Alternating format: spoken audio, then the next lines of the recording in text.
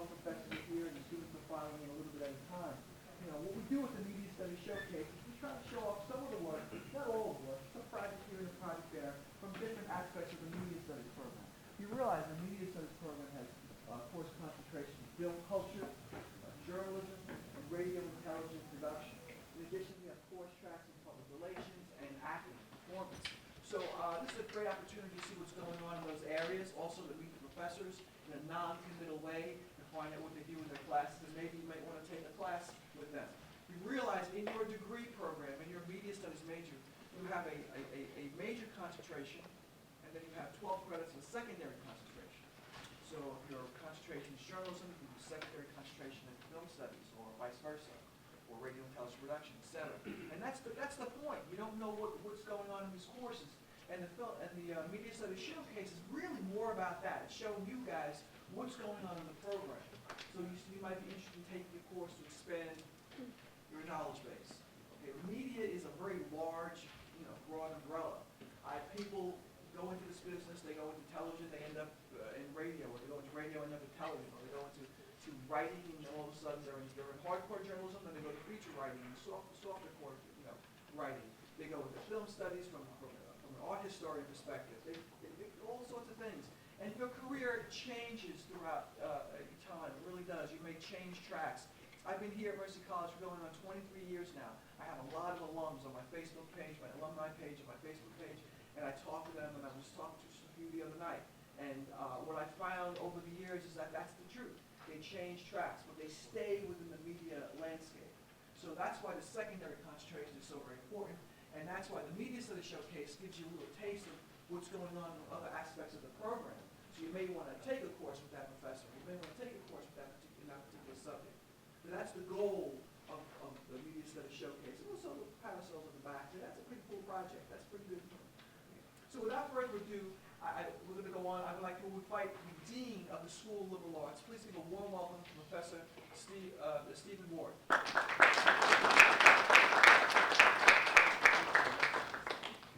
Hello, how are you? So what does a dean do? I'm still figuring it out. I'm actually interim dean this year. You might know me. I teach in the music production and recording arts program, and I also teach understanding movies.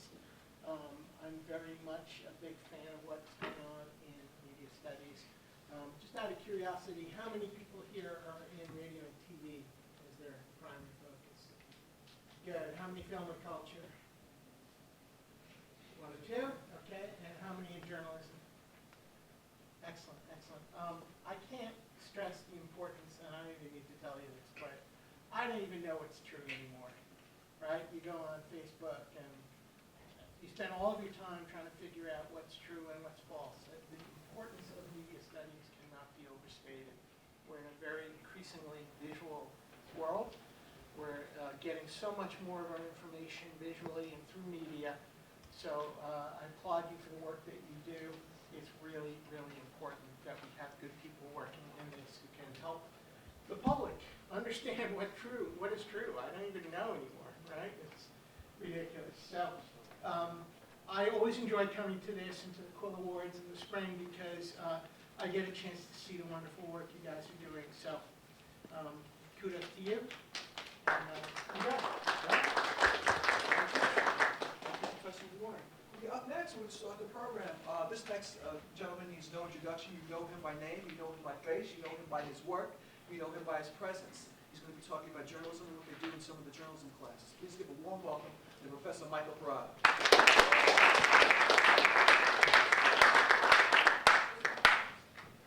Hello, everyone. Thanks for coming. We'll be short and brief, and we're going to just talk to two of the students who did some of the type of work that we're going to be talking about today. So today we're going to be talking about immersion journalism, which is immersing yourself into the story, which pretty much goes against every rule that I've taught you in any class that you've ever been in. Never get yourself involved. This is not the story about you. This is not the story about how you feel. The reader should not know your perspective. Your job is to be a third-party watchman. Your job is to gather the opinions of all the parties that are involved and present their showcase and and their interpretation of the events. And it's kind of your job as a storyteller to channel it in a way that everyone gets the right perspectives, or as many perspectives as possible, that you can offer. And when the reader walks away from the story, it was as if you never existed. You had no involvement, they don't know how you felt, they don't know what side you were on, they don't know who you were rooting for. And if you did that, as being a journalist, that you've done a pretty good job. Now, if you watch a lot of television journalism and you see these shows, you might be confused by that because there's people on TV offering their opinions, and this is how you should interpret those events. And as pure journalists, we rarely look at those types of people, those media critics, as actual journalists. They're there to put their perspective. But if you're a storyteller, if you're presenting an idea, then you are there to interpret the events through your sources and not necessarily yourself. But there are some times, on the other hand, where the journalist actually does get involved in the story and does become a part of the story.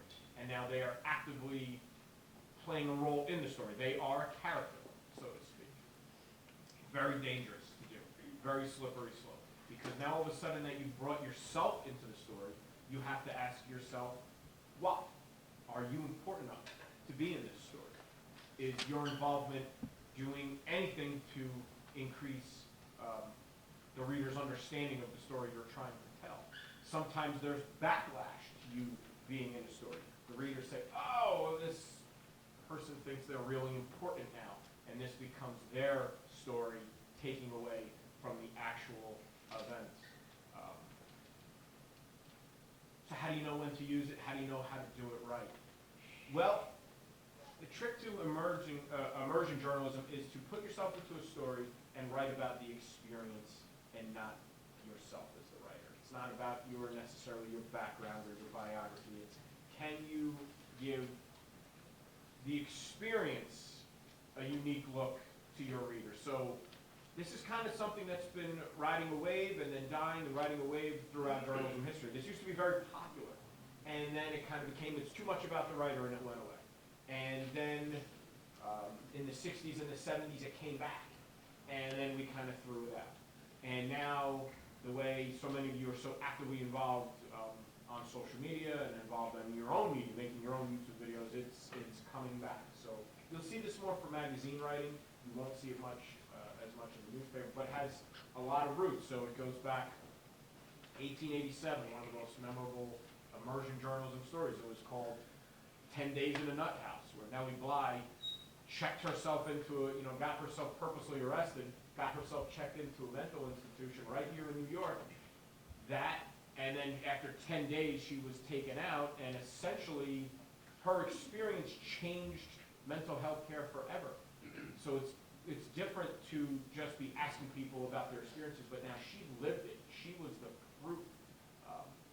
Right after World War II was ending, or at least the European campaign, Gellhorn walked Dachau herself, and it was her emotional experiences. This is when we as a country were first really understanding what was going on in concentration camps. So her experiences, she felt they were too strong to not include in the story. So we have two examples of two immersion stories that we did. So Mike and Val, if you would kind of come up for a second. So they're just going to briefly talk to you about their experiences and why they actively got involved into their stories. And we tackled two very important stories. One was feeding the homeless, and two was mental health. So Mike got involved and went to do a story on feeding Westchester, and before he knew it, he was actively participating in serving the food and greeting the homeless and speaking to the homeless. So Mike, why don't you talk about your experiences for a second? Yeah, so I went over to Feeding Westchester and Oxford, and it was a great experience because I got to help people in need, and I also got to write about it because normally my stories are about sports and stuff, and there's not really a lot of impact on people, but this story was interesting because I got to participate, and I got to help people who really needed it. I was actually dying. I was very sick that day, but I almost didn't make it, but I had to make it, and it was a really good experience. And I believe that me writing about this place kind of raised awareness, and it made more people want want to volunteer, because I never really volunteered anything in my life, to be honest. But after doing this, it felt really good, and it made me want to keep doing what I'm doing, which is writing. So this was a great story. It's probably one of my favorite stories. Me and my buddy Ellis did it, but he's not here right now. If you go to this story, there's a 7-minute video attachment that can show you the video component of that as well. Val, on the other hand, I guess you were inspired by Nellie Bly, I guess. So Val went to summer camp, but I guess the name of this, My Week in a Mental Hospital, so I guess that's the best way we could describe it. So Val had early in her life had some challenges, and then later she said, I want to write about it, and whenever someone kind of says that, the first thing I say is, are you sure? And this is a real catharsis for a lot of journalists to, when they address and overcome situations that they've been in, and it takes a lot of courage to do it, and by doing that you have to rehash a lot of memories. So Val, by doing this, you, okay, I guess the opening line is very subtle, I want to kill myself. Yeah, so when you write a story like that, you really jump into talking about yourself and how you live it. So Val, why don't you talk about your experience? So 2 summers ago, I was admitted in a behavioral health unit for a week, and I wanted to write about what it was like to be in there, like what it's like now, because I think like a lot of people don't really understand. They have like misconceptions of like mental institutions and mental health in general. So I just wanted to write about my own experience as well as like getting like professionals to talk about it and other people that have been through the same things that I have. And I think the way that I like kind of separated my like, because I put in my own emotions and like what I was going through, but I also like filled in the story with like professionals and like itineraries, like the things that I did every single day, the way that they fed me, the medicine they gave me, and just like statistics and the way that the system is run today and the way that it can improve. With that, there's a podcast that Val had recorded that we attached. So with a lot of these types of stories, we like to attach supplemental media with it. So with Mike, it was a video. With Val, it was a podcast where she discussed some of her situations. And the key to doing those kind of media is not to regurgitate everything that was in that. It's kind of like a sidebar. Like, this is what we talked about in the story, but here's some of the situations surrounding it and how it came up with the experiences. So it takes a lot of courage. I have a lot of respect for both these students who actually immerse themselves into the stories and become part of it, and to realize that it's about their experiences and it's not about them. So thank you guys. Thank you very much.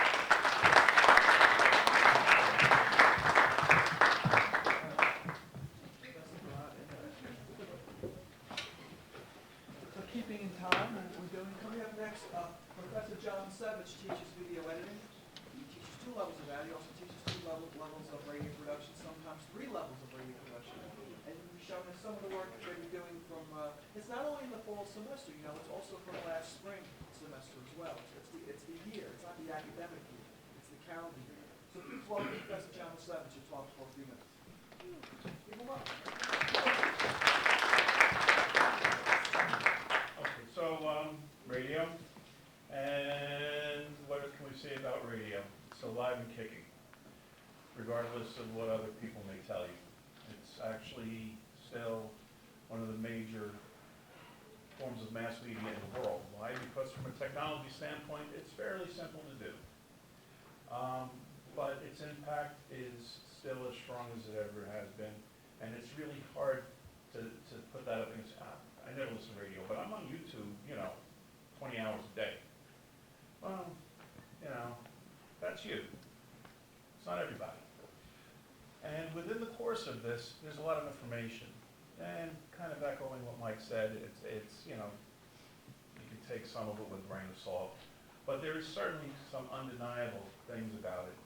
And one of those undeniable things is, I guess it comes down to requirement, is to play public service announcements. Now, basically, Radio 1, those of you who have taken it or are taking it, it's really just get your feet wet, learn how to do stuff. And one of the things that we really focus on is, just how to do things.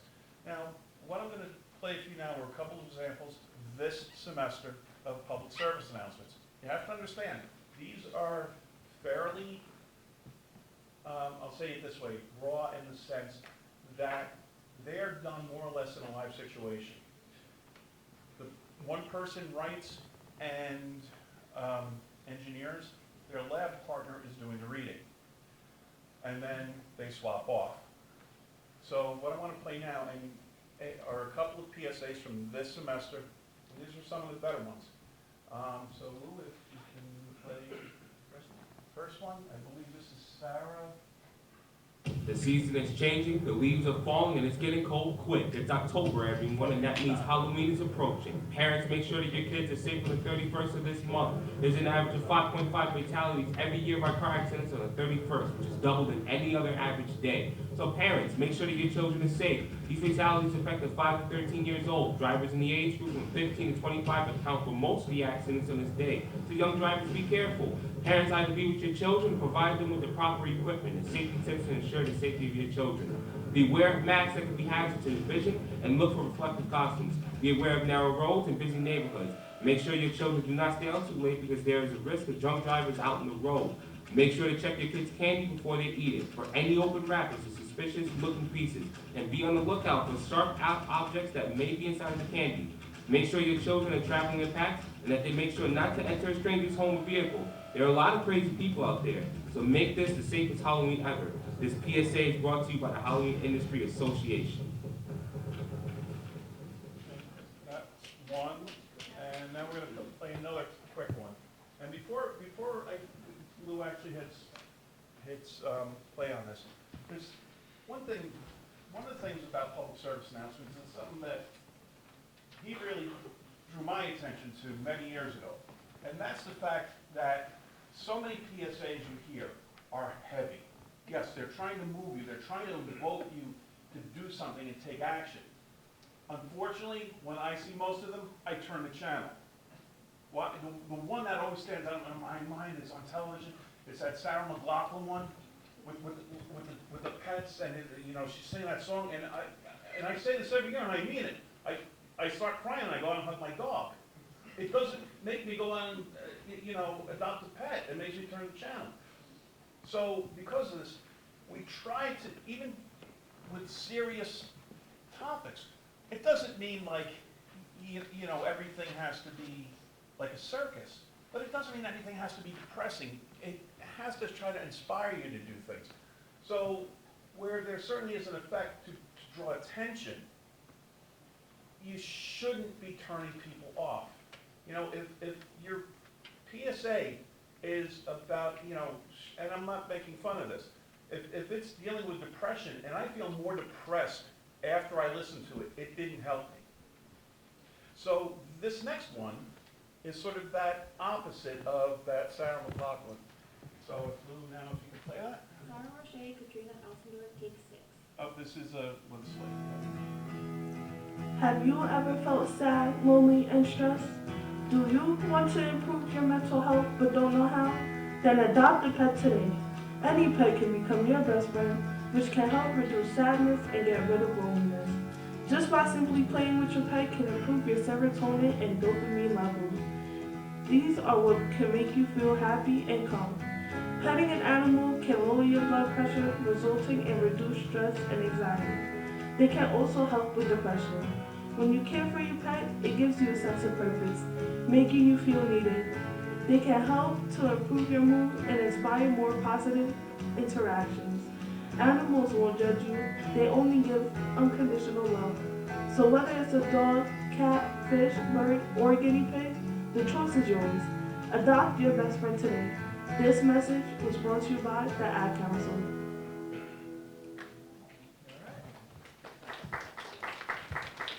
This makes me much more likely to go into a shelter and try to adopt a pet. This is much more inspiring than trying to guilt me into it. All right. So wait, John. Go back up the tree.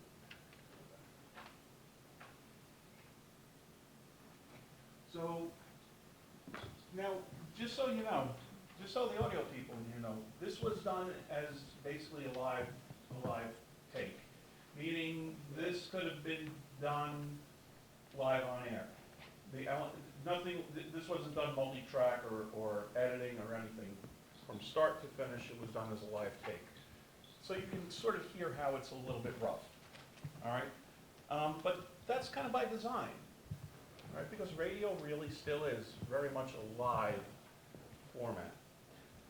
Our level 2 now takes all those things, and a little bit like Mike Professor Parada started talking about earlier, is, you know, kind of doing that, you know, break the rules thing, you know, kind of the thing that kind of goes against the grain a little bit.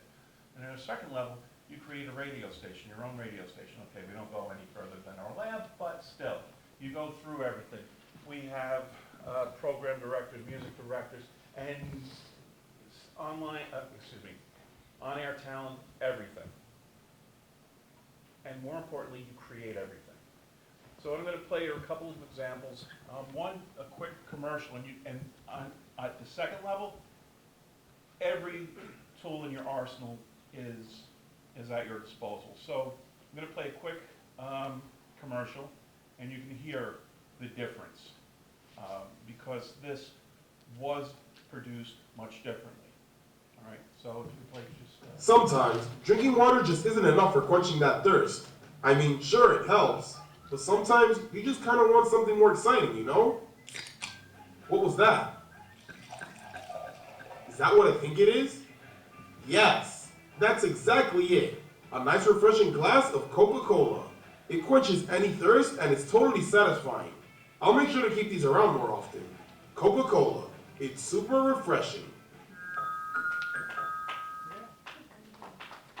You can hear it. And that's sort of more typical of our second level.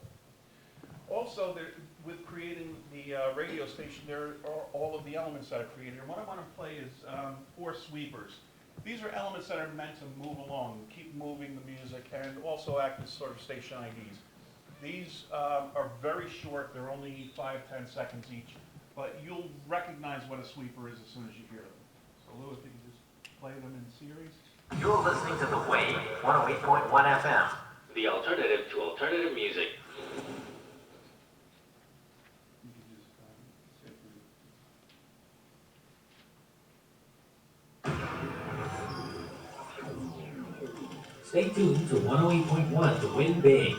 We can show you the way.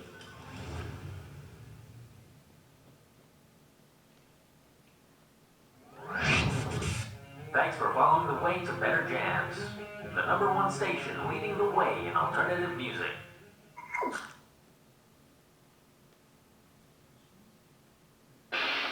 WAEE, the best alternative jams throughout Westchester County. And that's it. So these, again, are all elements created by students, including, you're wondering, what's he talking about the way? That happened to be the call letters and the imaging that we came up with this station. It's WAEE. And we figured, it's the way, all right? And that became part of the image. So students really take on everything to create this radio station. The only thing you're not doing so far is creating the music, but every other element and everything else about that station, you folks come up with. So that's right. And if we ever do a Radio 3 again, that is basically based on journalism. They're a little bit different. I don't have any examples for that. I don't think we're planning on doing anything, but they do tend to be longer projects anyway. More feature stuff, a little bit more. You give us 22 minutes, we give you the world style of radio. So that will pretty much bring my radio persona to a close, and I'll quickly bring up my editing persona. And editing, it ain't just for finishing anymore. What do I mean by that? Well, traditional thought of editing is, well, you have to have created something in order to have edited. And while that is still the dominant use of editing, we take something we created and we redirect it, we enhance it, we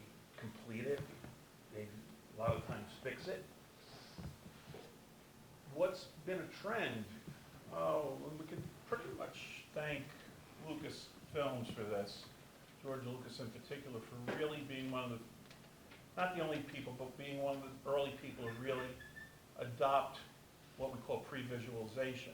I remember I talked about this last year also, but I don't know that I really emphasized it the way I wanted to.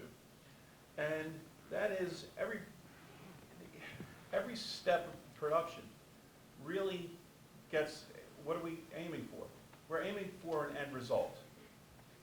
And just to kind of close the circle, sometimes it's better to try to visualize as best you can what your final result is before it ever begins.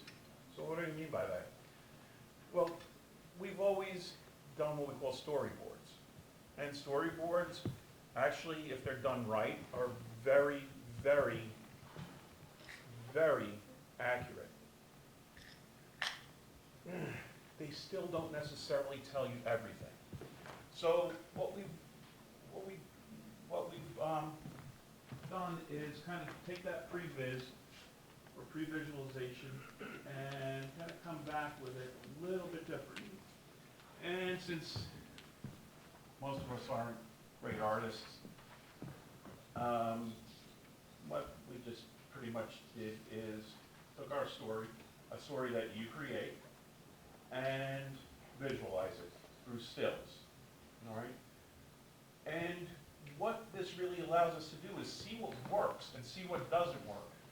And yes, and if it were the case of Lucasfilm, they probably would be using actual video to sort of visualize this stuff. But for us, this works just fine. So this is about a 2-minute little story. I just want to play this quickly for you, show you some of the good, some of the bad, some of the ugly. But that's the point. If, as a previs for a longer work, if this came out absolutely clean, perfect, I'd worry. We've probably missed something. So with that, if we can hopefully play this.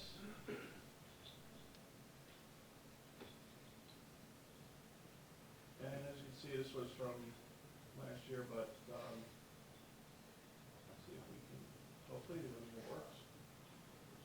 3:28 a.m. Totally forgot I need a graduation dress. It's in a week and I don't know what I'm gonna do. Just go to the mall and look for a dress, silly. I can never find a dress in the mall, but I guess I'll give it a shot. 8:01 p.m. I feel like Forever 21 is gonna be my best bet. Let's hope they have lots of options. Ooh, so they have a lot of dresses. This is a good sign. Do they have my size? Please have my size. Please have my size. Here we go. Yes! How do I feel about yellow? Are you a bumblebee or what? Oh, look at this skirt. Look how cute it is. You need to keep looking for dresses. Oh, come on. It's so cute. Focus, Alyssa. You need a dress. Okay, fine. I'm sorry. Is this too floral? I feel like this isn't graduation dress worthy. You know what? I give up. We're going home. I'll look in my closet. I'll find something. How do you feel about this one? It's not my favorite. What else do we have? Well, there's this one. Yes, just take it in right here, and it's perfect. Well, this is terrifying. I'll have to go be a real adult, I guess. Oh God, please don't make me do it. I don't want to be an adult.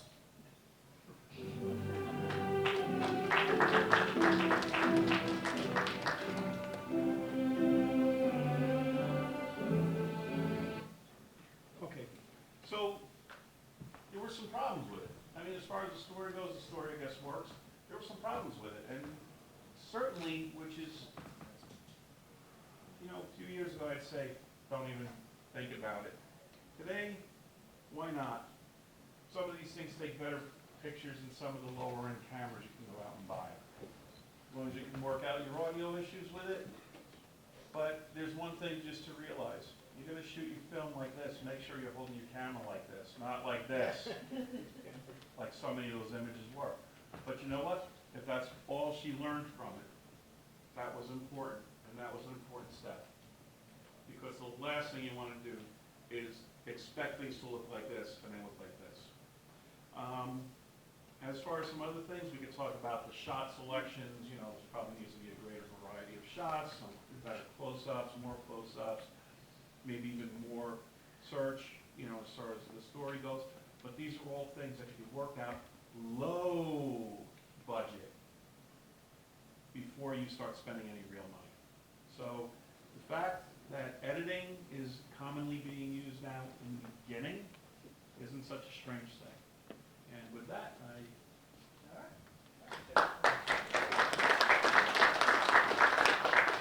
That was a brief comment about radio. You know, radio reaches 93% of Americans on a weekly basis.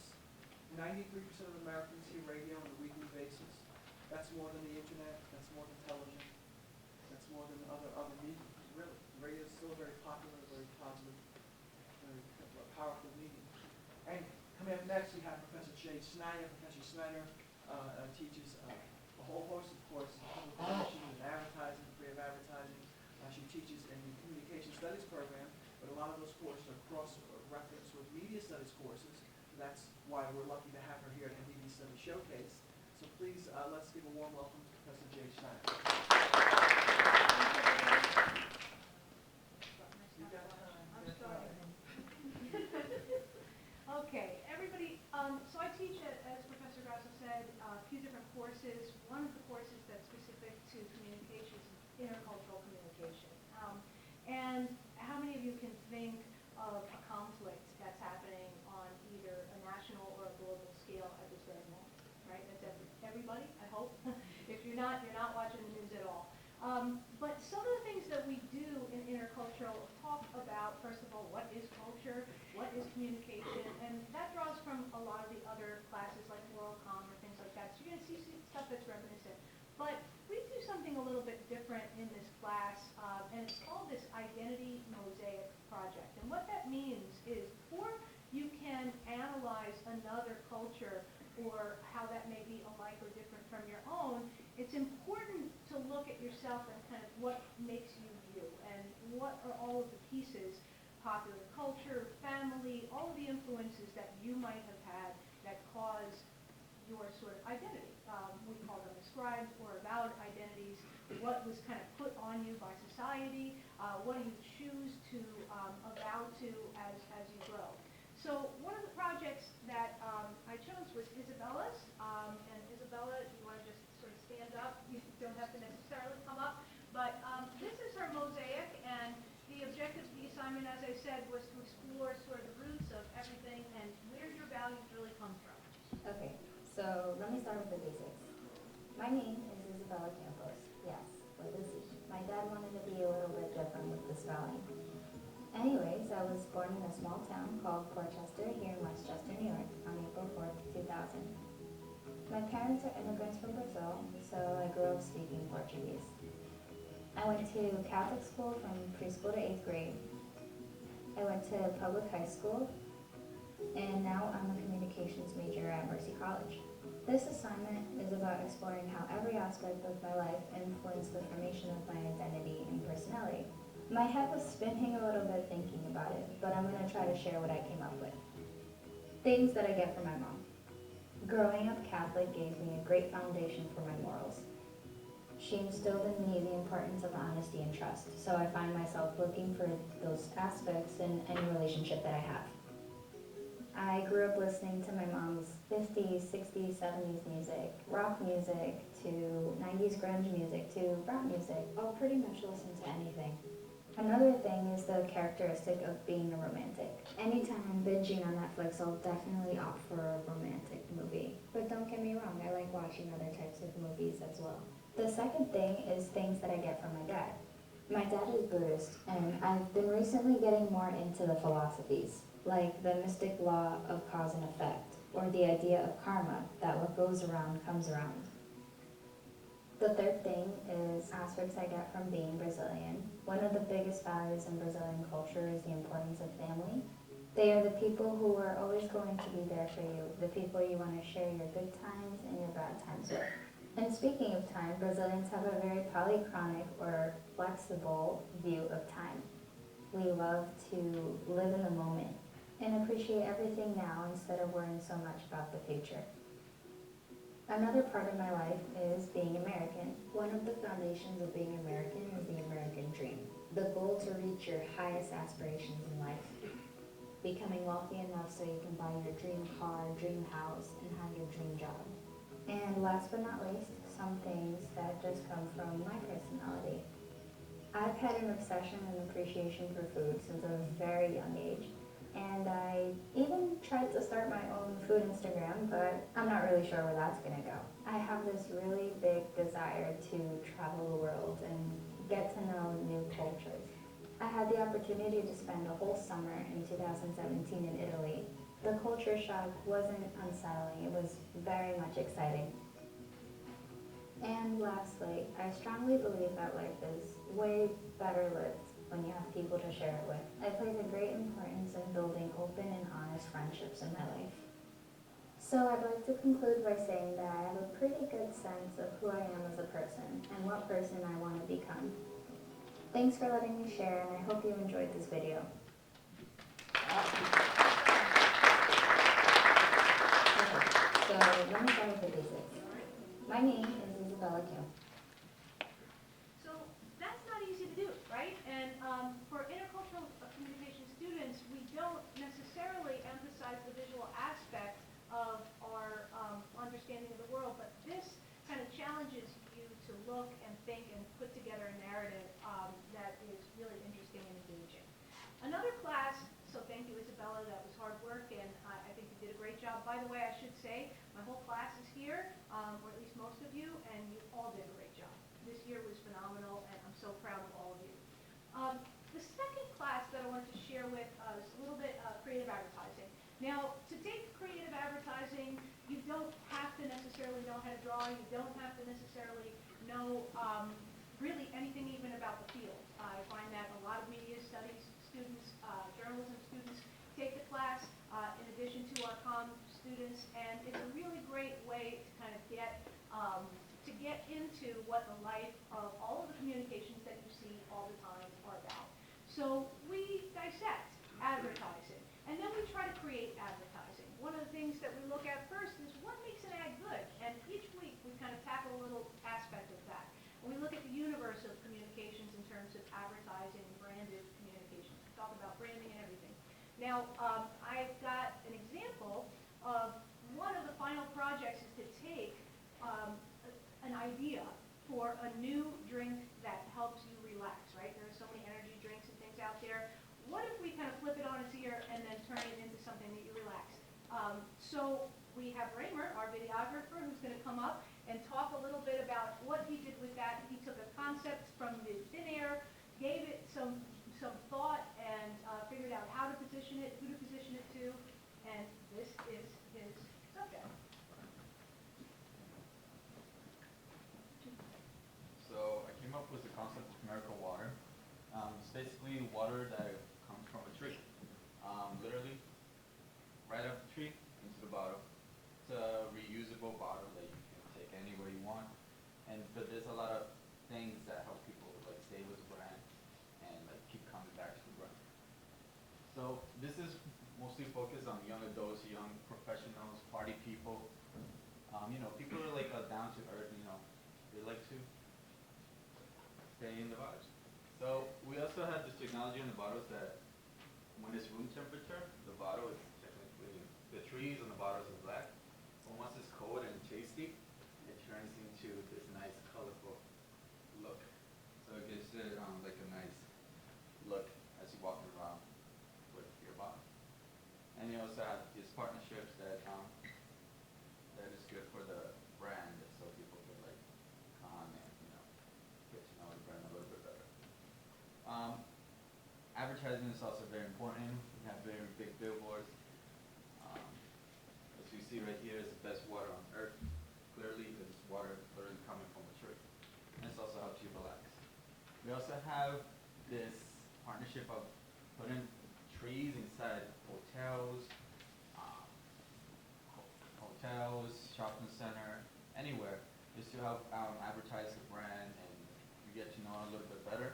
We also like to have, we have this hashtag where it's called Plant a Tree. which last year you mentioned there was a better essay, right? I don't remember what it was, but forgot. that one's pretty good. Yeah, there's like put in the tree. It's like Or Make a Miracle or something like yeah, that. yeah. It Plant had a something, miracle, yeah. Plant a Miracle. And Yeah. so it's like you basically plant a tree, and it's like helping save the world, and do all these community service that will help you be more involved in the community. We also have this app. So when you have a bottle of miracle water, you get to scan the bottle. Every bottle has a unique tree to it. The tree has this code which you scan with the app, and it gives you any miracle rewards such as a vacation discount, free merchandise, free water, and also we have our miracle exclusive events which brings you to our miracle fest. Things like that will help people stay with the brand, get involved, and like get to know everything that's new about the brand. So these are like things that I like to put together in order to. Right, well done. Really good. So everything from that visual system to thinking about all of the different applications, the social responsibility and how that's important for the audience, the type of people, novel ideas of what to do with packaging, and then how and where to advertise it. That's the kind of stuff we talk about in creative advertising, and even though this was a shining example, you don't have to know Photoshop to take the class. So think about it. The last one is a capstone, which is the last class if you are a PR, if you specialize in PR. And so we talk about this idea, and I was a little example of it in creative advertising, of integrated marketing in this class, and we take on real clients. Last year we were down in Soho working with one client about the cannabis industry. So very fun. Years before we had been at McCann Erickson. This past year we decided to focus on our department, right? So communication and the arts, CATA, what makes us amazing, looking at all of the aspects of how we might brand our department and put us on the map in comparison to other schools that are out there. So Amanda has been with me specifically for the past few years, and Amanda's actually now an intern who's managing the social media. So she went from that class and then continued to manage our social media and our brand all along. So she's pretty much the face of CATA right now. Talk about it. Hi guys, so I hope you all know that Mercy Cata now has an Instagram. Follow us at Mercy Cata. I'm going to say that like 3 times throughout this presentation. But the first thing we did with the class was to get a sense of our brand, to look at our competitors' Instagrams, like Pay, SUNY Purchase, in their media departments to see what they were posting, what kind of content they had. And through that, we wanted to just have like the same kind of our same message through all departments is that we're the message makers of tomorrow, and then through each different specialty that you can major in, we have like different focuses, and through that we were able to create Instagram. This is our actual Instagram, some of the posts we made, and what I've been doing is doing logistical stuff such as content calendars, where different days of the week will be different things, like Thursdays is Thriving Thursdays, where we'll post alumni stuff and current student stuff. Wednesdays is for culture, so we'll post stuff like you can see like the Emmy Awards, you can see the Grammy nomination. So really just trying to, like, the main thing we've been trying to do is create an aesthetic, like a voice for CATA, which is showcasing all of our students' works and also highlighting like our proximity to New York City is a really good thing we've been trying to push. So follow us at Mercy CATA. Thank you. And it shouldn't go without saying that this is hard work, right? These students hit the ground running. We have 15 weeks to pull this together. We had a group the year before who had started the project of looking at branding. We have Professor Ferrata in there kind of giving us guidance. We actually also wrote brochures. So every program has new brochures, hopefully, soon. They're written, they need to be designed, but we hope that that everybody is aligned here with this idea that we have to put CATA on the map. We want to get the word out about how robust this program is in every single program, and that this messaging takes hard work to define, and we have to do a lot of research just to get to this point. So that being said, as Amanda said, join us. Follow us at Mercy CATA.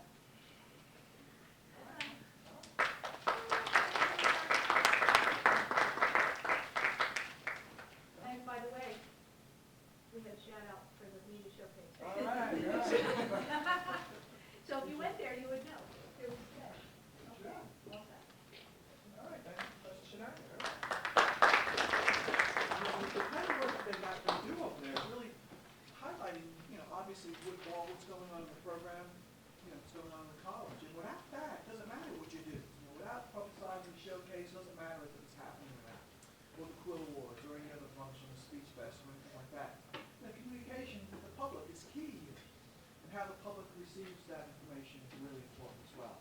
That's your public relations. And so coming up next, we have two more segments. We're on to film and culture. Professor Stephen DeRosa teaches film and culture. We're very lucky to have him. He's a scholar in the field. He works in our learning center. He's Associate Director of English.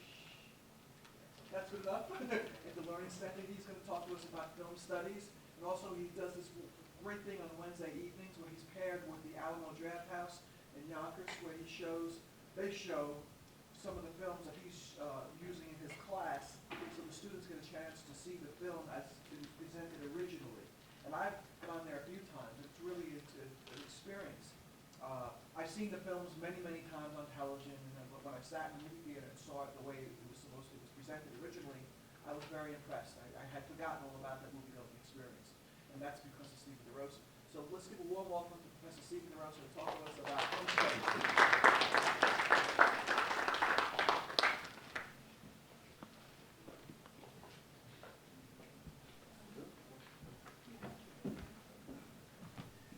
Good afternoon, everyone. I'm going to keep it a little brief because I'm nursing a sore throat, and I have to be ready for a presentation that I'm giving here on Thursday for the program.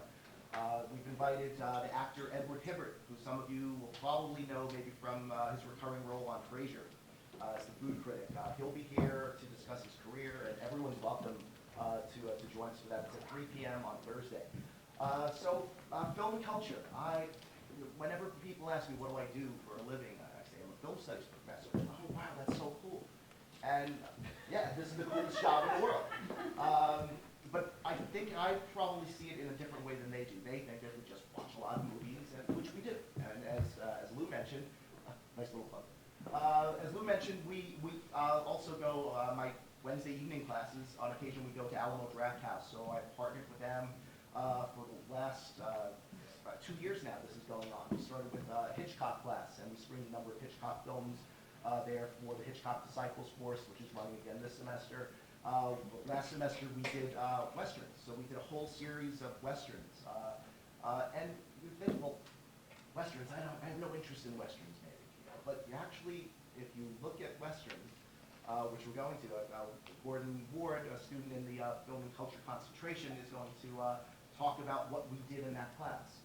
And looking at Westerns, you could see our nation's history. It's kind of our nation's folklore. So looking at films and studying films, we're not just, they're not just entertainment. We get to see how films, no matter what genre, films can tell us about ourselves. Films tell us, warts and all, everything about us as a people. We see the worst in ourselves on screen, and we critique that through movies, through narrative films, but also through documentaries, and experimental films. But through narrative, we can see something about ourselves. We also get to celebrate the best in ourselves through film.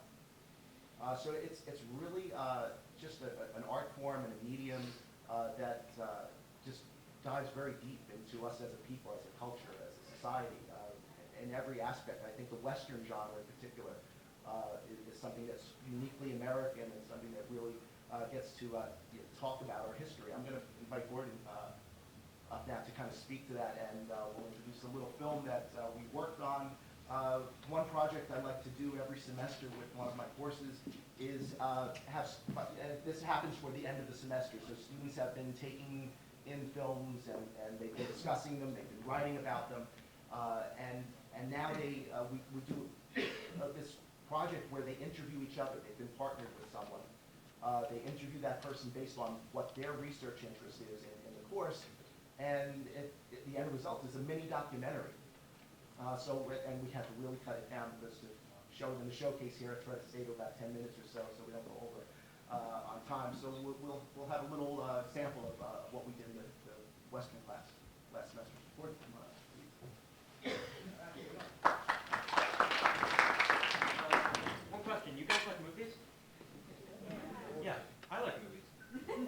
Watch a lot of them, and for me the name of the game is analysis, whether it's a black and white film about a cross-dressing knife-wielding murderer, whether it's a blockbuster about a certain arachnid-themed superhero, or whether it's a documentary about the greatest band of all time. I think all those films have interesting things you can look at that can teach you something new, even if you've seen them 1,000 times.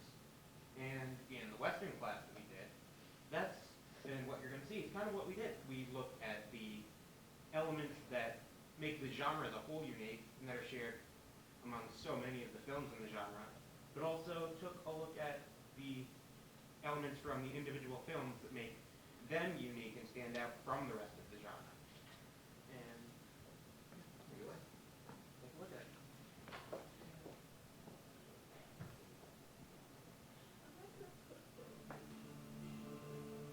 I chose Hostiles as a movie to research and watch because I'm fairly interested with the way the modern Western interacts with the Westerns of old. Hell or High Water. I think my favorite Western is Johnny Guitar, just because it shows strong female characters. It's mostly just an argument between two female characters. I think Little Big Man is one of those movies that goes against the system. The Good, the Bad, and the Ugly, because I just felt like it was so much more unique than the other Western films we've seen. I really think it has to be Stagecoach, because it set in motion and created so many of the themes and ideas that so many other films in the genre have taken and ran with.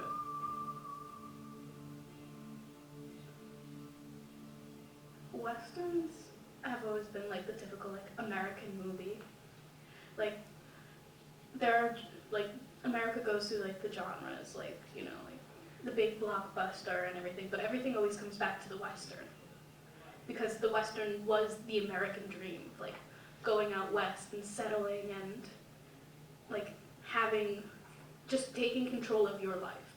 Well, the one theme that really stuck out to me is how, you know, the Western is our country's like folklore. The UK has, you know, the knights, the Round Table and King Arthur. You know, even though it's fictional and not all of it is true, the modern Western reflects times in our history. You know, especially with the older films. You know, McCarthyism. You know, terrorism, banking crisis. I mean, when you really look at it, these films are about things that happened and are happening again in our culture, and it's really interesting viewing it that way, and not just, you know, oh, they have guns and they're shooting at each other. There's themes underneath that you really can explore and dive into if you want to. In the early days, it was important that Americans saw these Westerns and thought, wow, we Americans are really great. Whether it was the fact that it was during the Great Depression and so people needed something to cheer them up, or during wartime when we needed people to be proud in their country, and people were. But then I think in the 50s and 60s, as we moved into wars that were a bit more controversial, and policies that were a bit more controversial in this country, that people look back on Western times and are thinking, maybe what we've seen in film, maybe that wasn't what all it was cracked up to be. When I'm watching a Western, I look for, you know, they have like the typical violence, like the gunfights and such, but I also look for something has a bit more of a open-minded view, especially because so many Westerns are so negative towards Native Americans, they're so negative towards women. I try to look for ones that have more open points of view. Of course, there's Westerns that heavily tackle our conquering of the frontier, as it were, and I think some definitely show American exceptionalism, and I think those are positives that some Westerns try to show, but I also think it's equally important that certain Westerns show negatives, like American treatment of Native Americans in those times of settlement and war. And I think seeing those things reflected on the screen in the modern day is vitally important, so as we don't forget that there are some very positive things in our nation's past, but also some very negative things that we have to grapple with. For Hell High Water, I have to say that it was just the fact that it was a modern take on a Western film. In the movie, you don't really see like a comparison between like feminine and masculine. It's just a lot of masculinity happening in the movie. Of course, when his partner got shot, you would think that like, you know, like you would be upset. And that scene shows that he has like emotion, because initially you don't think that he has any emotion towards his partner, and because he makes all these jokes and like slurs and stuff like that, and you think that their relationship is like not so good, but for them it works. For them it's like they kind of bounce off each other, and that's like the typical like bro like relationship you get in movies with guys. But to see like when his partner was shot and like he became so upset, you see that vulnerability, and that's a good side, but it sort of turns back to like masculine, because he had to like kind of avenge his death and kind of like he had to kill the person who shot him. Hostiles took a lot from The Searchers and kind of mixed around with it and really went into certain different directions that I really admired. Right off the bat, you really get the sense that they're similar. The film Hostiles, made in 2017, actually starts out with a Comanche raid on a family home, and it's really violent, and it really reflects the one that we don't see the entire raid in The Searchers. That event really resounds through the rest of the film. The next similarity is the character of Captain Joseph Blocker, who's Christian Bale's character, who actually resembles John Wayne's character as Ethan in multiple ways. I mean, he's really aggressive against the Indians, and he has a long history with them, and you could tell he's really battled them. Throughout the film, he's forced to interact with the Indians in a way that John Wayne was never forced to. John Wayne was focused on obtaining his target of finding his niece, and instead Christian Bale's character went the other way. He had to take these people, the Cheyenne tribe, the Elder Man, to their homeland, and he becomes less hardened throughout the film. I think Little Big Man is one of those movies that goes against the system. It has some comedy in it, but it goes against all the myths of the Western, and I really enjoy it. It is kind of long too, but Dustin Hoffman character, I think he breaks with a lot of the myths of this Western hero. Since the beginning, he gets adopted by the Native Americans. He's a white boy, and he gets adopted by the Native Americans. He's raised like them, He's not completely white, but he's not completely Native American. He's in the middle, Yeah, I think he learns a lot. When he gets adopted, he learns that way, but once he rebels, he's white, and he goes with, the civilized people. He also learns, and he learns to read and write, and I think his character is a change of how people is not, you're just white, you're just Native American, you're just Hispanic, you can be all of them, and I think that's, I feel like a connection with him too, and that's what I like about Dustin Hoffman's character. Johnny Guitar is absolutely ridiculous, but it's an interesting kind of ridiculous. It's a different kind of ridiculous that the Western hasn't seen before.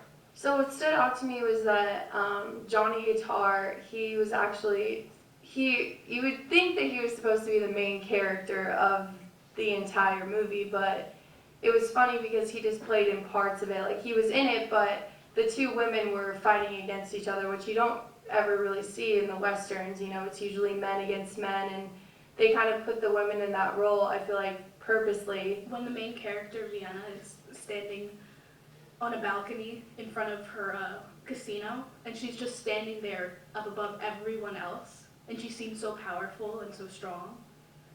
And that's just like something that's like really iconic to me, because now when I think of a strong woman, I think of, you know, several different things, several different movie characters, but she's now one of those characters that I think of. But she was just a badass, like, to say the least. Like, she completely owned all the men, and, you know, they all, I feel like, respected her in the way that, you know, you don't really see in a lot of the other Western movies. Yeah, she's wearing, like, kind of like a cowboy shirt with the high button-up pants and the belt, and you can kind of just tell, like, she's the boss around the town. Overall, I thought that I was definitely Team Vienna more than I was Team Emma, because she just seemed crazy. I don't know. I can think of like a strong woman from like High Noon, when Amy picks up the gun and realizes she needs to do something. Like, that's a strong moment that I really enjoy. At first, she didn't want her husband to fight, and she knew that she wanted to go. She wanted to start her new life, and then once her husband decided that he was going to go back and fight, she was like against it, ready to leave him, and then she decided, you know what, like, I need to have courage too and be there for my husband. You know, she also got advice from Mrs. Ramirez and said, you know, if that were my man, I would go with him too. So I feel like that kind of opened her eyes and gave her a reason to go back and fight, and she stepped up and helped him ultimately win the battle at the end. I think that's kind of iconic in a way. Like I said, you don't normally see that in the Western because it's always the men, and the women are usually like very timid about their partners fighting and, you know, getting into a confrontation, but these women stepped up and were strong and basically just showed every single man around them that they're awesome and they can fight for themselves. They don't need anyone behind them.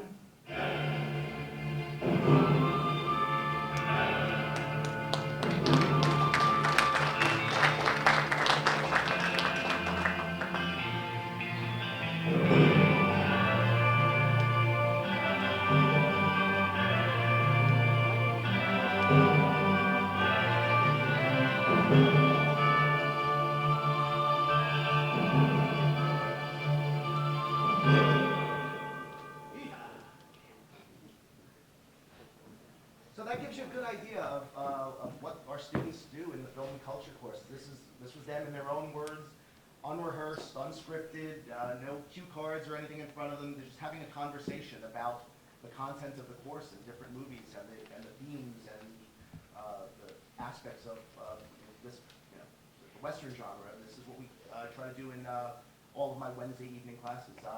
In the spring, I'm teaching screen comedy and clowns. So if you're not signed up for it yet, this might pique your interest. So I hope you'll take the class.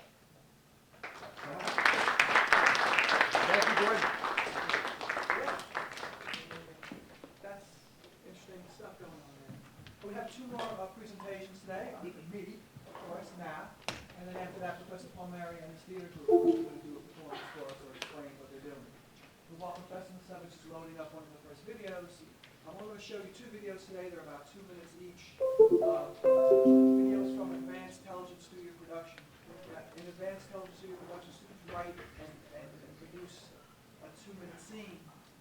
And they have about maybe 2 or 3 weeks in the beginning of the semester to come up with the scene, the dialogue, the script, hone it down, run it by the class, and the class approves it because the class needs to approve the script. Otherwise, it doesn't go forward from there. They have to go back and do something else. And so what we did was we have they're live productions, basically, they're not edited. In this particular production, we needed to do some editing just to show the Advance's story a little bit more. It's called, the first one's called, you got the program? The first one?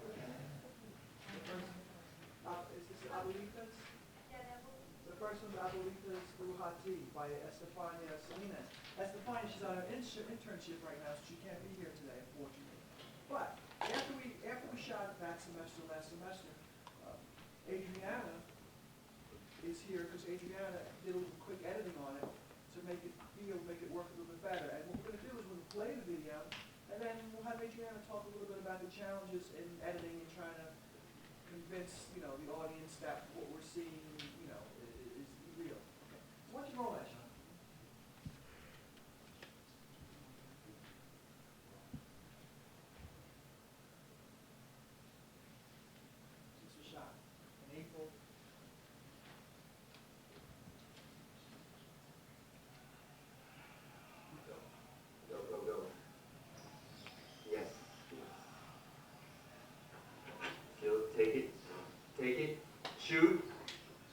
Yeah, yes.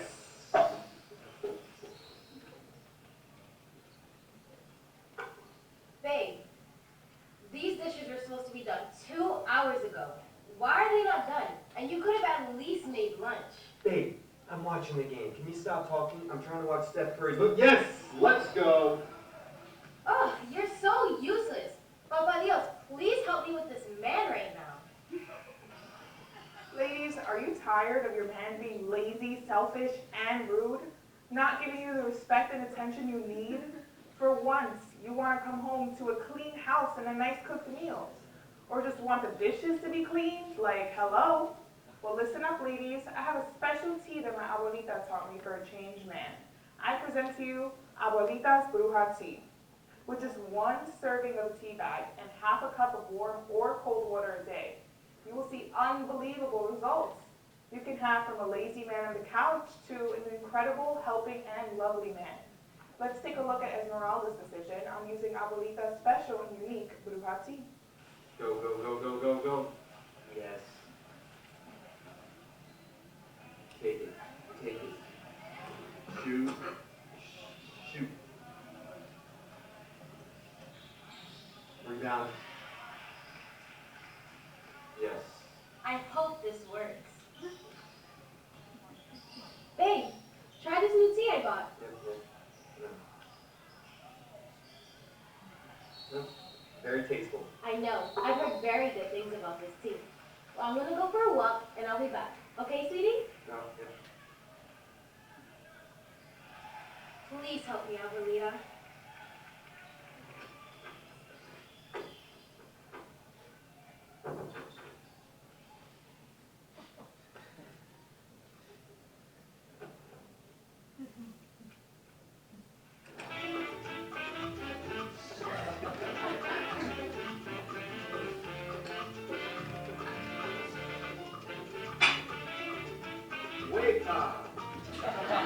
The secret of this amazing tea is that my abuelita mixed several ingredients with certain feminine touches, as well as adding one man's hair and casting a spell, creating a tasteful and delicious smell of tea. Therefore, as you can see, Esmeralda's boyfriend is inheriting the work and feelings a woman engages in daily. And ladies, we are Hispanic, so we definitely have that sazon in our blood.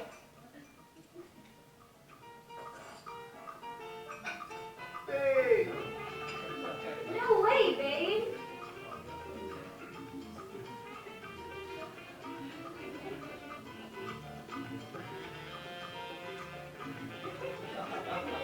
Babe, this music is making me go loco. And I just want you to know how much I love you. I love you too. Gracias, Abuelita's Bruja tea. For all my ladies, pick up the phone and call 1-800-BRUJA-TEA. Abuelita's special tea for a changed man is also available in a travel size. There's no mess, it's easy, portable, and tasteful, so you will never get caught. FYI, ladies, too much of this product can cause severe dumbness, annoyingness, trouble sleeping, and lower back pain. But not to worry, it is not death related.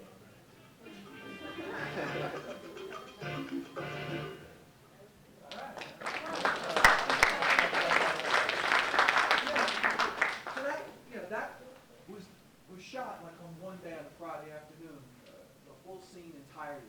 No editing really. The action was live. The story concept came from Professor Snyder's creative advertising class, the Bruja tea idea. So it was recycled and expanded upon in this particular class.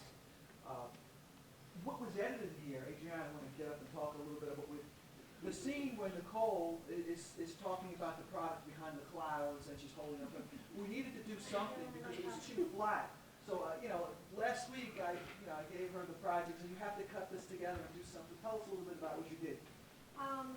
Well, we missed the background because you didn't put the chroma key in, so we just have to crop it and then add additional layers, and I add the clouds to make it like magical.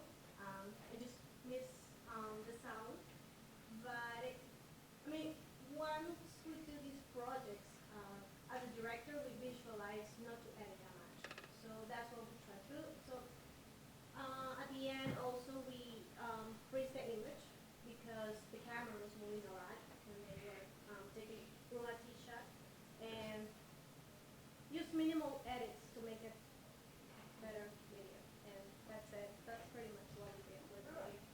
pretty much we had Nicole, the announcer, was in front of the blue background.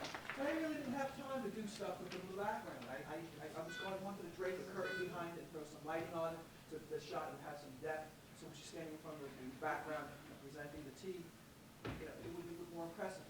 We didn't have that. We didn't have that time. This stuff takes weeks and months to prepare. We do this, like I said, there's 14, 16 students in the semester. Each student gets 1 week. That one Friday to shoot their piece. So all the scripts have to be approved like by the 3rd week of the semester. So we have about 10 weeks, 11 weeks to produce the scripts. Some students shoot twice, 2 different scenes on the same day. It's only a 3-hour class, so it's a lot packed in. So like I said, it had to go into post-production. It had to go into editing because Nicole, the announcer, was just standing in front of a blue background. And when she held up the product, it was uneventful. Okay. But thanks to a little post-production, I think it perked it up a little bit. So the next project, we're ready to go with that? Okay, so the next project is, we have, Regino's here, right? Okay, good, Regino Florida. This is a Saturday Night Live parody, and basically because the way they shot it, they wanted to shoot it. I think one of the big challenges of this particular project, we had a lot of people on the set. It's only a 4-camera studio. The studio's only about 30 feet by 30 feet. And to fit all those people in the scene, to fit all those people in the frame is really very difficult. But let's watch the video and we'll get Regino up here to talk about the challenges of producing that video. There's no editing at all done with this one. It's, whatever. Watch it. Just watch it. John, play it.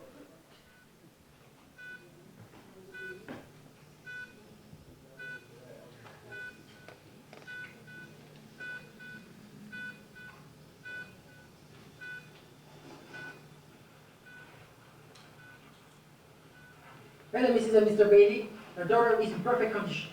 She just gave birth to a beautiful baby girl. Maybe you would like to call the rest of the family? The father of the baby? Yeah, like if we'd ever get the chance to meet that guy. Susan, please.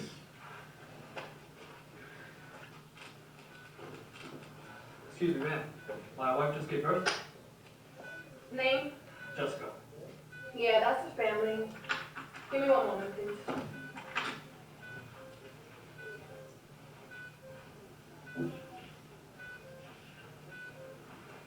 Look, I found the baby daddy.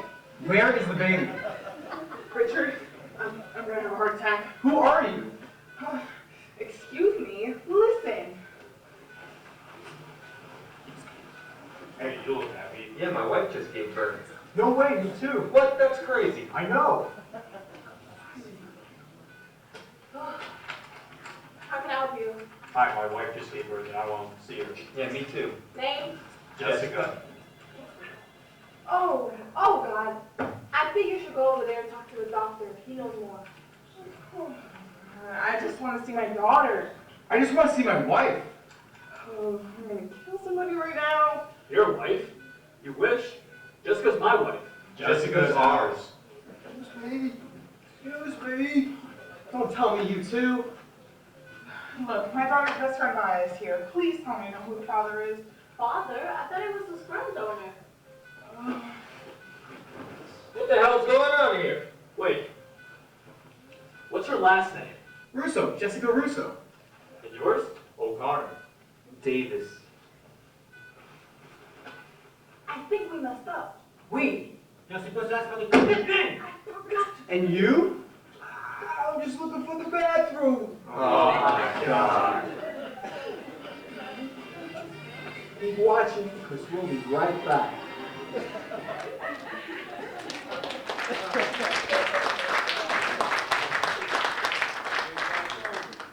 had played the older gentleman with little class. But RJ, come on. RJ, tell us. RJ wrote and produced it, and I was really not gung-ho about doing this because there's a lot of people in the scene. We kept introducing new characters. And that was, it was hard. A lot of rehearsals to get everybody in one place. Again, in a 3-hour time period. Can you tell us about that? I don't know, just the challenges of this was just, like he said, was to have like a lot of people in a frame, in the frame. So what I did is like I wrote the script, and once I did, I started drawing like each scene of and try to visualize how it will play out. And sometimes it didn't play out because some people are taller than others, and I was like trying to figure it out. But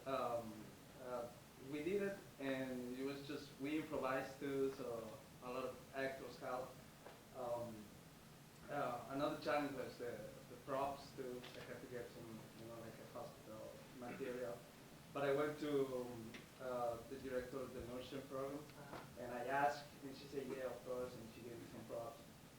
I also used some actors from the theater club, so if you want to do something like this, like you gotta ask, and you have to use whatever is around you. So if you only ask, I bet people won't say no, and they will help you. So it was pretty challenging, but there's only 3 people in the control room, and we're just Everybody else in the class. yeah. But tell about your experience really coming out of the acting group, because I think he was thinking when he created the scene, he was leaving more of an ensemble cast, because he's worked with Professor Palmieri several times last semester and the semester before, right? And you work with all these characters, and then you're trying to inject that into TV, which is a very small screen, and that's why I was kind of against it.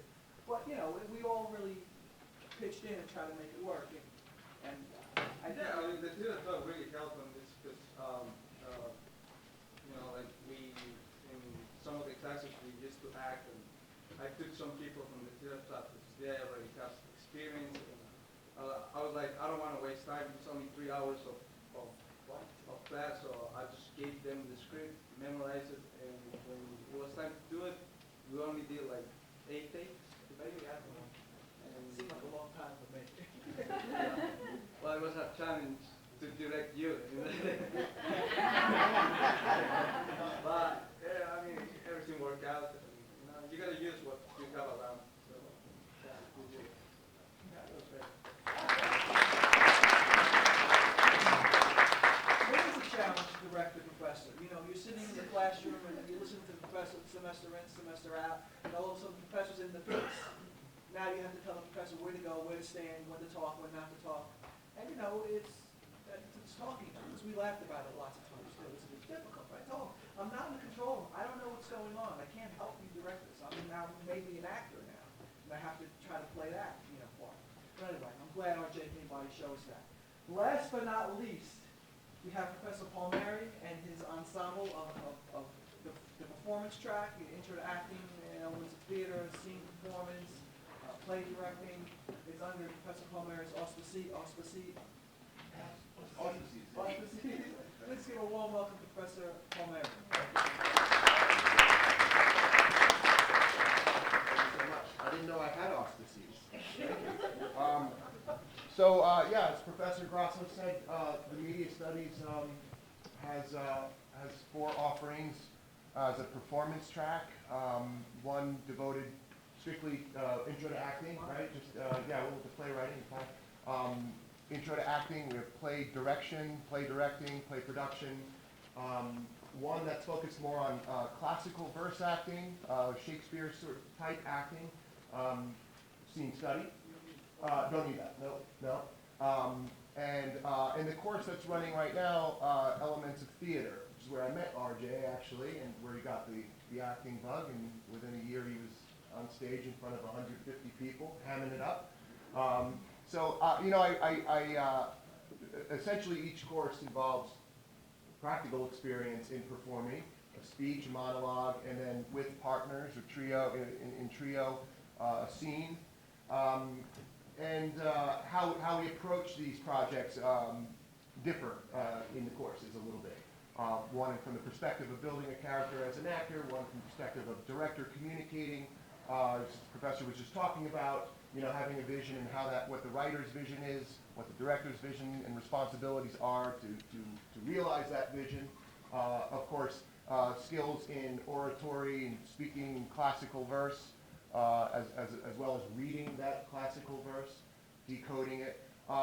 It's a wonderful part of a college experience to involve yourself in some sort of performance class. Now, beyond just the oral communications class, which of course is essential as well. But so much is discovered in working with each other on that, bringing a character to life, examining what the writer is doing, and of course the skills of presentation are invaluable. So while you have these few years in college, I urge you to get a little taste of that. It's downright fun as well, of course. But a bunch of you that have taken some of my classes are here today. So what I thought I would present to you all today comes out of a unit that we have in Elements of Theater. In that particular class, we do some units on where theater came from, where the art form originated, right, in ancient Greece and the Roman Empire. And in many ways, most directly to the theater we know now from well, church theater, really, in the Middle Ages. There was a stretch of time where theater was kind of illegal, punishable by death. Under strict Orthodox Catholic law, acting was considered lying, and of course, lying is a sin. So, if you were acting, you were doing a devilish thing, and the kind of theater that people were used to during the Roman Empire was pretty much banished. So you had sort of traveling illegal groups of acrobats and performers and improv groups roaming the hillsides trying to make some money. They pull in, do their thing and leave before they got caught.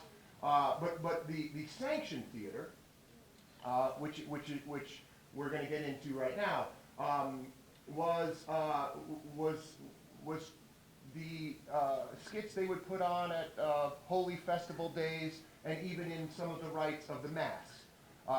Initially, it was the priests and the choir boys doing the acting. Eventually, that spilled out a little bit to outside the church, where at festivals you would have what was called the cycle plays, which are essentially stories of the lives of saints. We refer to those as mystery plays.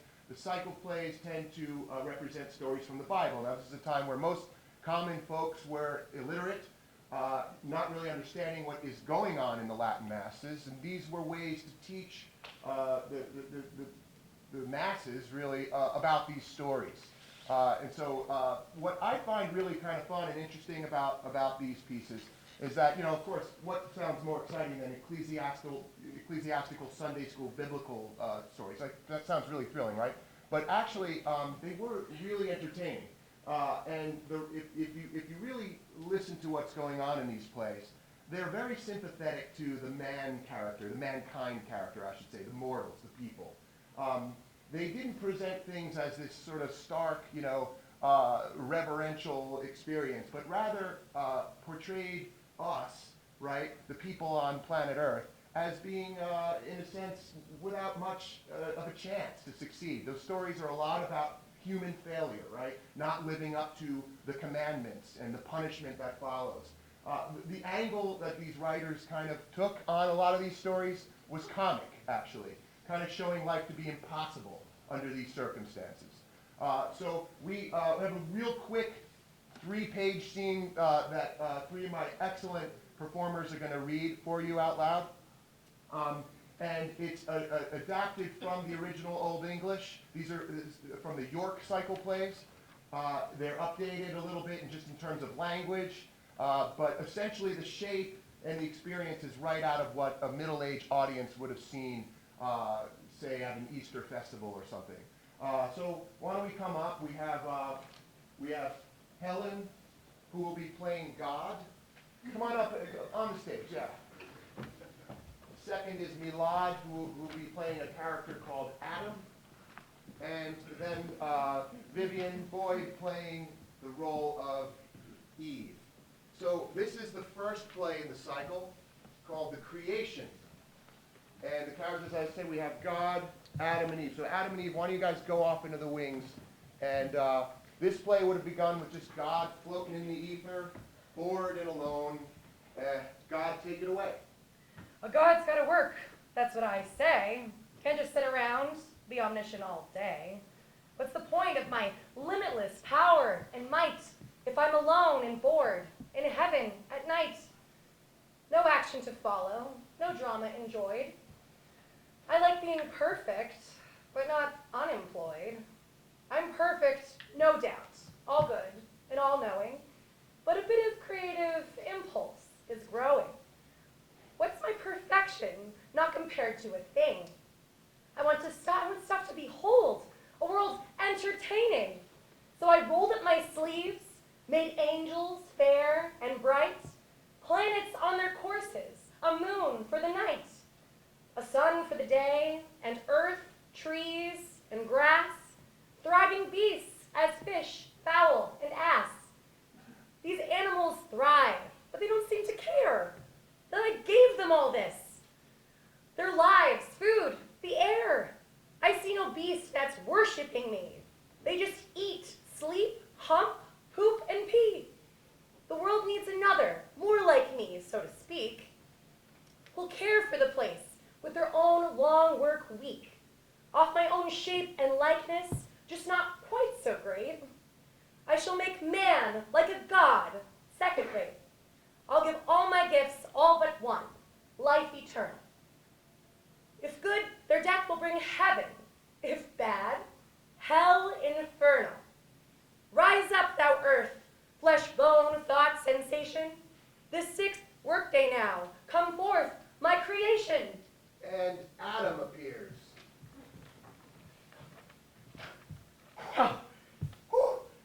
Life! A gift, a real shock! What would you like me to do with my, existence? A female you shall have, the world's first relation. Wait till you see her. You'll be full of elation.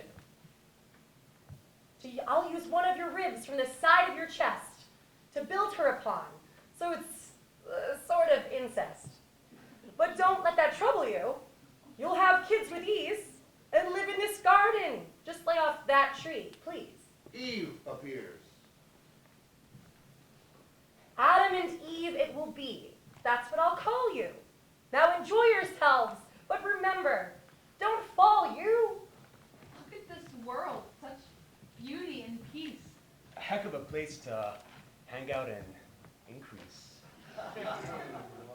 I'd like first to live in it. Get out there and mingle. I just got created, and I'm no longer single. Don't worry, my love. I'll be a great mate. Let's stroll the grounds, our first and naked date. This was worth my time, I can already see. But first, let me add one last thing. Then you're free.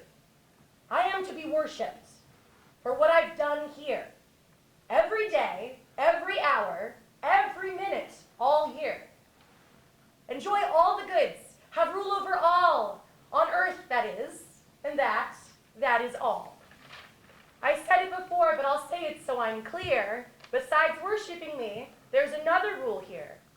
Don't touch that apple, that fruit, whatever it be, that juicy, ripe, round thing hanging off that tree. Don't ask any questions. I'll answer them not. Just do what I say, and you'll keep what you got. I'm not sure I follow. You put something in this perfect place that we can't touch? It seems as if you are the absolutely all-knowing designer of this entire enterprise. Why not just uproot it and remove it from the grounds, or anything that threatens us really, and put it wherever you come from, so that there's no confusion moving forward? If you are all good, all-powerful, and all-knowing, how are you even capable of producing a flaw in your design? Eve, please don't inquire. I can't stand when you do that. Don't squabble, my dears. Don't ruin the mood. Take a big step back and look at each other, nude. Lord, I am feeling a bit more attractive. It's true, but you're designed to be interactive. Oh, I see how it works. Great idea. I love it. Let's give it a go. Chill out, brand new man. We just met. We go slow. 6 days this all took. I'm a god, but I'm beat. Day 7 I'll rest, go back up to my seat. They please me already. It's good. I just knew it. And if they fail me, I'll wipe it out and redo it. Great job. Thank you. So when it was nicer out in late September, early October, we went outside and there was about 6 or 7 of these cycle plays that we paired up and did, right? Went outside on the tennis courts or nearby, and we used our full voices and shouted these things. It got really weird looks from the rest of the student body, but that's another thing, of course, that we work on, right? Projection, articulation, being understood, being heard, of course, and being convincing in what we're doing, and believing in what we are saying, even if we don't, even if it's kind of ridiculous. like these scenes, but have a lot of meaning too. So that's just one small unit in Elements of Theater. There are, again, 4 classes plus the playwriting course. And hope to see you in those. I've seen a lot of you here in the past in those courses. But take one. It's a great thing to do in college. Trust me. I did and discovered a lot. Thanks so much.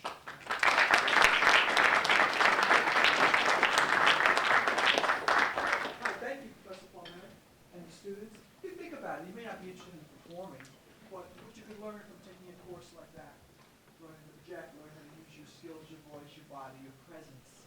That's going to help you in life as you move along. How do you speak to your boss? How do you speak to your manager? How do you speak to a significant other? So it's performance not only for the stage, but I think it's performance in life in general. So a course like that, or courses like that, you're nodding. The performer herself, she's nodding. Yeah, courses like that really help you. And you can take all of these courses. If you're a media studies major, you can take them as open electives. You can take them as secondary concentration. You can take them as major electives if that's your major. So anyway, I'd like to thank you all for attending the 12th Annual Media Studies Showcase. We got about 47 people here. It's a pretty good show, and I hope there's more food inside. I want to thank the faculty for the work. I want to thank the students for putting the effort in to get that work up there. It's really great. Just have a good day.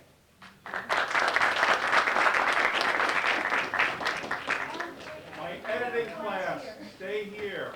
I need to talk to you.